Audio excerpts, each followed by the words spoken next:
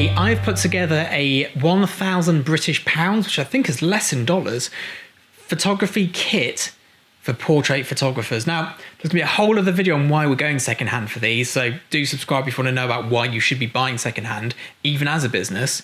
But in this particular video, we're going secondhand. We're going for Canon, not because I think Canon's better. I just know the whole ecosystem of it inside out because I've shot with it for over a decade. There will be Nikon equivalents or Sony or Fuji, I'm sure. Now, I have used this camera, which we're going to talk about now, for worldwide campaigns, for billboards, point of sale. I still have images shot with this camera setup active out there. I've shot book covers with it, fashion editorials, all sorts of stuff when I was starting out. And I would still use it today if I had nothing else. I wouldn't be ashamed or concerned of using it. And it's a Canon 5D Mark II. I would choose this over a 5D Mark VI for several reasons. One is the shutter speed being higher, having a PC sync port, and also better build quality. I wouldn't get anything better and I wouldn't get anything worse. The 5D original you cannot tether because of some weird software, firmware, but this camera is great. Now, the autofocus, you only have 1 point. I've never found that to be an issue. I've been doing this for years. I have shot sporting events on this. I did a video somewhere on this channel about shooting bike races. I use these cameras for it. They're brilliant. They're bomb-proof. This one here is Canon number 2. I think it's got 500,000 actuations on it. I've got loads of these 5D Mark IIs. They're great for YouTubing. They're great for everything. And for the second-hand price they're at the moment, you cannot fault them. I think they're 20 to 22 megapixels. Up until 1250 ISO, they're usable for commercial work, and to probably 3200 ISO for weddings and like arty creative work if you're going to bang some grain to hide that noise. The sensors are sharp, they're fast, they're just... I don't really know why you'd buy anything else. They're such good value for money. Now, lens-wise, you can either go for a 35 and an 85, a 50 and a 100, but if you buy the gold ring Canon lenses, they're all within your price point here. For me personally, if I was a portrait photographer, I'd go 35, 85. I don't like anything too tight, but a lot of people do. You might want a 50 and a 100. Great lenses. The 85 1.8 I still use. It is my only typical portrait lens with autofocus I own. I've had it for 15 years, it still works. I've shot book covers on it at f2 and beyond. It is tack sharp if that's what you're into. You get beautiful background blur, whatever it is you need. It's just a great lens.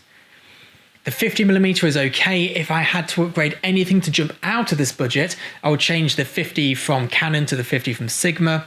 And probably with the 35 as well, actually, if we're going to just upgrade one, it'd probably put you to about £1,200 buying secondhand. My Sigma 35 and 50, I think, are great lenses, particularly good for commercial work. A little bit too sharp, perhaps, if you're an out-and-out portrait photographer. Maybe stick with the cheaper Canon lenses. Sharpness is not everything. People don't always want to be that sharp. Now, if you head over to my website and go to my portraits portfolio, I don't really shoot many portraits anymore.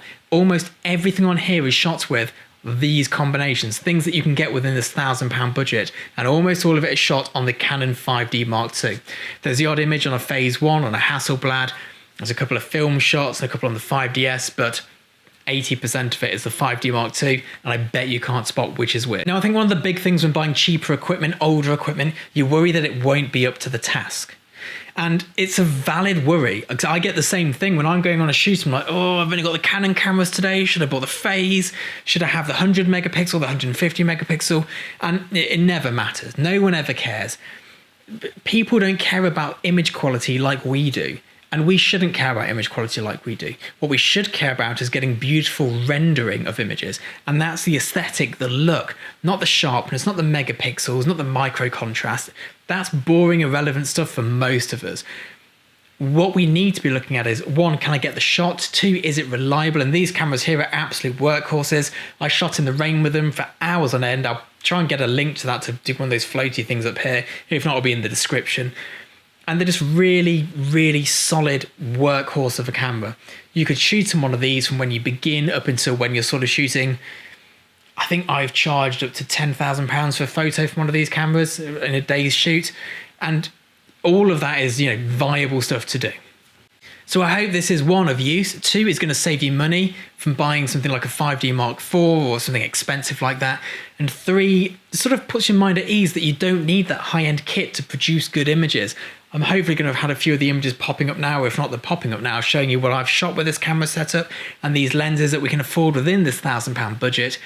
And that you just don't need to go to town on these things. You don't need to spend an absolute fortune to be able to create work of a high enough quality to license it out and to sell it for commercial use, for billboard campaigns, for point of sale, for 6-sheets.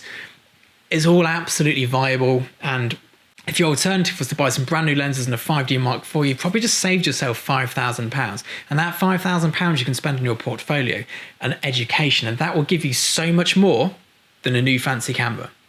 I hope this is of use to you. If you're enjoying these videos, do hit subscribe, do share them with your friends.